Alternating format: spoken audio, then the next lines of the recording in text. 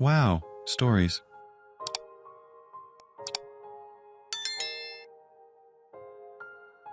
Am I the idiot for telling my brother he can't see my son after a road trip that he took him on?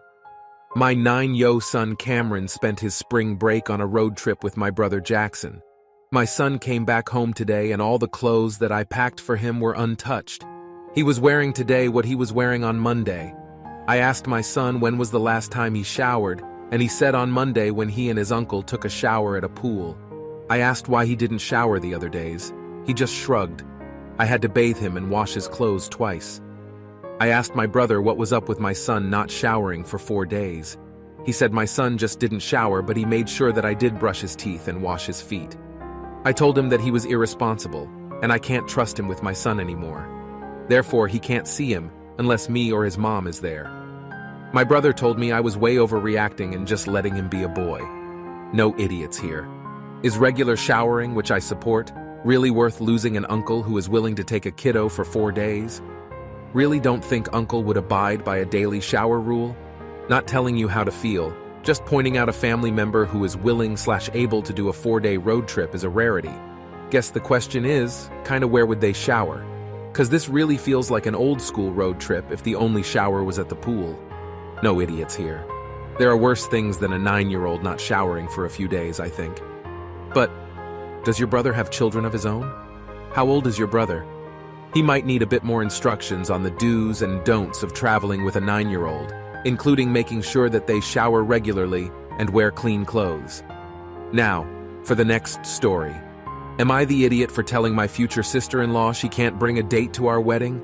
I, the bride, female 25, and the groom, male 30, are getting married in a couple months.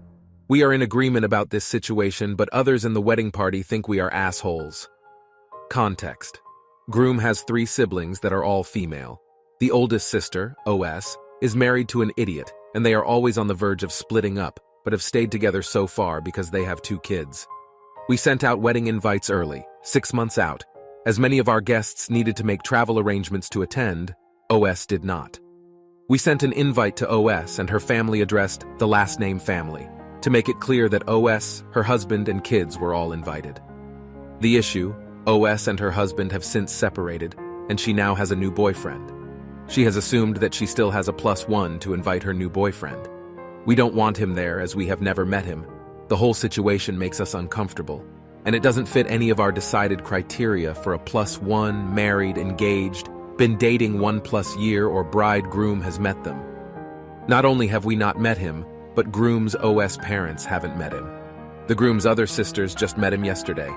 It sounds like OS and her kids are planning on moving in with a new boyfriend. We asked the younger sister, the best woman, to let OS know that new boyfriend is not invited. She thought it was rude of us to say, and it's like we are taking away her +1. To us, we didn't invite so +3, we invited the family. Now that family has 1 less person in it. Are we assholes? Edit. The reason we have not talked to OS about this is because she has not told us she has a boyfriend. We only found out through the grapevine. She also hasn't answered any of groom's calls for the past 2 weeks. Not an idiot. And I would do everything to make sure that the older sister knows about it. You can send a letter, email, text, leave a voicemail, send a letter registered delivery that requires a signature, and then start to ask other family members to find out why the hell OS is not responding to any forms of communication, and let them know that they do not have a +1, and anyone that shows up will be escorted off the premises. Good luck, OP, and congrats for T, the upcoming wedding. Not an idiot. For not wanting the new boyfriend to come to the wedding. You can invite who you want and shouldn't feel obliged to give +1s. It's nice to give a +1 where the boyfriend or girlfriend has been around for a while. You know them, etc. But it's your choice. But you're the idiot for making his younger sister tell the oldest sister. Why didn't you both stand up and tell her yourselves? It isn't fair to put my younger sister in that position. Your wedding, your choice, your message to deliver. Now for the next story. Am I the idiot for calling my baby patients monkeys as a term of endearment pet name? I'm a NICU nurse, and I was assigned to 2 babies the other day. One was a black baby girl who we'll call B, and my other patient was not black. B's mom came to visit, and I helped set her up to hold and feed her and answered her questions. B did really well and improved over the course of the shift, and I went home. No issues. Yesterday, my manager pulled me aside and told me that B's mom had requested not to have me as her nurse again because she overheard me refer to the babies as my little monkeys the day I cared for B. I was obviously mortified. I didn't even remember saying it or what context I said it in. Maybe chunky monkeys, as both my babies were feeding much better on my shift than they had the previous shift. I carelessly assigned pet names and terms of endearment to my assigned babies. Baby bears, peanuts, nuggets, sugar pies, etc. I know that I didn't intend it in a racially derogatory way, but it hurts my heart that I caused a parent discomfort and/or distrust in my care. I'm not ignorant of the racial history behind the reference, and I'm typically careful with how I choose my words. I also know that Black women in healthcare experience more trauma and adverse outcomes, so I don't hold it against B's mom at all for expressing concern. So am I an idiot for using pet names so casually? I'll definitely stop using monkeys, but should I drop the terms of endearment altogether? I don't want parents to think I'm cold or not caring either.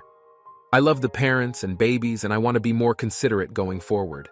Not an idiot for an innocent yet ignorant mistake, but you're the idiot for partly making yourself the victim here, emphasizing your lack of intent and going in the direction of, I don't even know what to call my patients anymore now, instead of seeing the situation for what it is, apologizing, making a mental note to do better and moving on. It honestly feels like you are partly seeking validation through this post, instead of taking full responsibility, working on it to do better, and moving on. Edit. My main point being, if you truly understood how it was harmful and why intent doesn't matter here, you would not be on Reddit asking, am I the idiot, and making it about yourself. No idiots here, because it wasn't intentional, but you should really know better than to refer to Black people as monkeys. I suggest removing that from your vocabulary, at least when referring to humans. The parents are also valid in being made uncomfortable by the statement. You WBTA if you doubled down and reasserted your right to do so.